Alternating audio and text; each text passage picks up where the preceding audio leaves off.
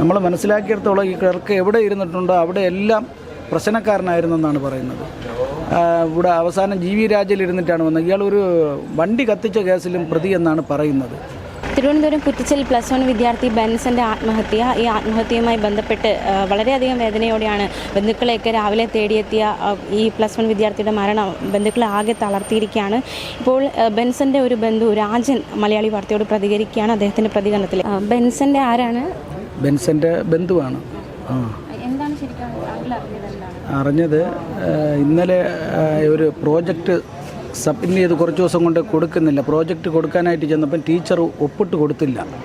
അത് താമസിച്ച് ചെന്നതുകൊണ്ടാണ് ഒപ്പിട്ട് കൊടുക്കാത്തതെന്ന് പറഞ്ഞ് പിള്ളേരെ കൂടുതൽ വഴക്കൊക്കെ പറഞ്ഞു. എന്നിട്ട് ഒപ്പിട്ട് കൊടുത്തത്ര. ഒപ്പിട്ട് കൊടുത്ത് ക്ലർക്കിൻ്റെ അടുത്ത് സീൽ ചെയ്യാൻ കൊണ്ട് ചെന്നപ്പോൾ ക്ലർക്ക് സീൽ ചെയ്യാതെ പിള്ളേരെ വരട്ടുകയും തന്തയ്ക്ക് പറയുകയൊക്കെ ചെയ്തു.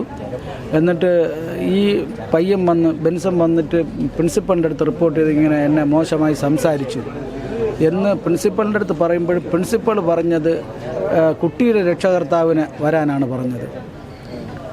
തെറ്റ് ചെയ്ത ക്ലർക്കിനെ അല്ല ശാസിച്ചത്, രക്ഷകർത്താവിനെ വരാൻ പറഞ്ഞു. എന്നിട്ട് പറഞ്ഞത്രേ, പിന്നെ നീ നാളെ പരീക്ഷ സർക്കാരിൽ എഴുതണോ ഇവിടെ എഴുതണോ എന്ന് ഞങ്ങൾ തീരുമാനിക്കും, നിൻ്റെ രക്ഷകർത്താവ് വരട്ടെ എന്നാണ് പറഞ്ഞത്. നമ്മൾ മനസ്സിലാക്കിയിടത്തോളം ഈ ക്ലർക്ക് എവിടെ ഇരുന്നിട്ടുണ്ടോ അവിടെ എല്ലാം പ്രശ്നക്കാരനായിരുന്നെന്നാണ് പറയുന്നത്.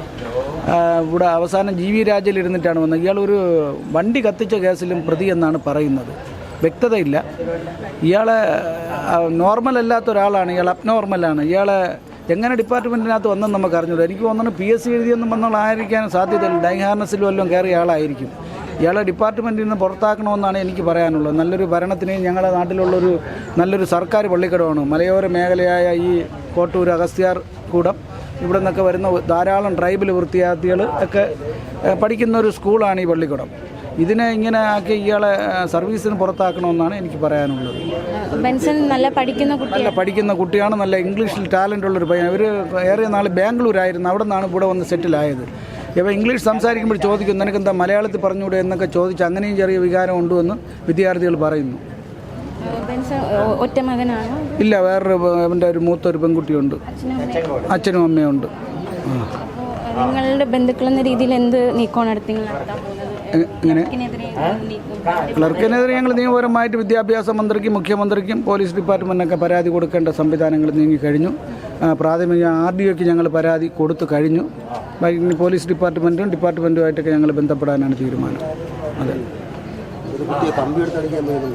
അങ്ങനെ ഒരു കുട്ടിയെ കമ്പിയെടുത്ത് അടിക്കാൻ പോയെന്നും പറയുന്നു. വേറൊരു മീഡിയാസിലെ ഒരു ലേഡി, അവരുടെ പേരെനിക്കറിയാം, ഇവിടെ പേഴുമുട്ടുള്ള അവരുടെ തന്തയും പറഞ്ഞെന്ന്. അവരൊരിക്കലും അവരെ കൊച്ചിനെ തിരക്കി ഇവിടെ വന്നപ്പോൾ ഇയാൾ നോർമലല്ല, ഇയാൾ തലയ്ക്ക് സുബോധം ഇല്ലാത്തവനാണെന്നാണ്.